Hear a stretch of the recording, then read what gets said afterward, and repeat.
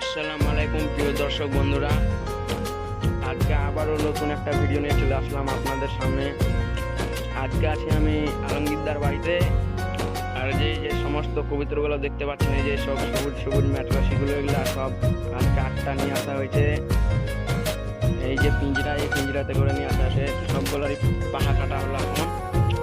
তো আপনারা আলমগীরদার বাড়ি থেকে যে কবুতর কিনতে চান সেই কবুতর পাবেন। আপনারা যেরকম দামের নিতে চান, 500, 700, 800 যেরকম দামের চাইবেন সেরকম দামেরই পাবেন। দেখতেই পাচ্ছেন খুব সুন্দর সুন্দর কবুতর আছে আলমগীরদার কাছে।